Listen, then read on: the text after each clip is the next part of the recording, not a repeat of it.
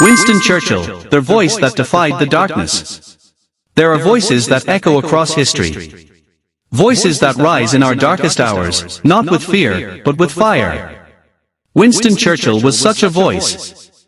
When bombs fell from the sky, he stood. When Europe trembled under tyranny, he roared. And on May 8, 1945, he addressed a battered but victorious nation. Germany had surrendered. The war in Europe was over. This is the story of a man who lit the flame of hope and refused to let it die. The war before the words.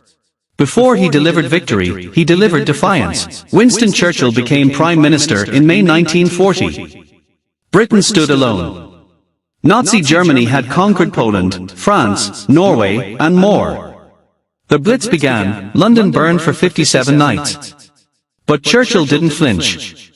He spoke to the nation not with false comfort, but with truth. We shall fight on the beaches, we shall never surrender. This was their finest hour.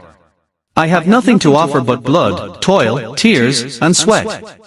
His words were weapons. And in the silence of fear, he gave the world a voice of courage. The speech that shaped a nation. May 8, 1945. After nearly 6 years of war, Germany surrendered. Crowds filled the streets. Church bells rang. Tears flowed freely. At 3 p.m., Churchill took to the radio and said, "Hostilities will end officially at 1 minute after midnight tonight. We may allow ourselves a brief period of rejoicing." But even in triumph, he reminded them, "Let us not forget for a moment the toil and efforts that lie ahead." This wasn't just a speech. It was a transition, from war to rebuilding, from pain to purpose.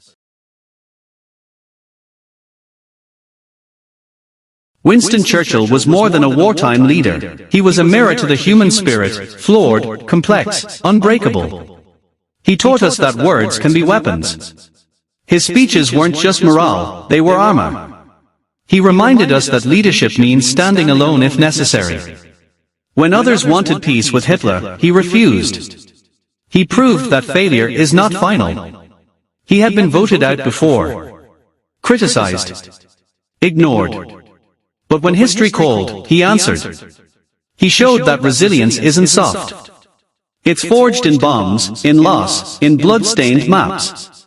And above all, he believed in victory, even when it seemed impossible. That belief became a nation's belief. The lion's voice. He once said, "Success is not final, failure is not fatal, it is the courage to continue that counts." Winston Churchill didn't just speak to Britain. He spoke to every soul who ever faced the impossible, and didn't back down. In 1945, he gave the world a moment to breathe. But he knew, the real victory was surviving with your spirit intact. He didn't win the war alone. But he gave it a voice. A voice made of gravel, steel, and unshakable will. And that voice still echoes, every time the world needs to remember what courage sounds like.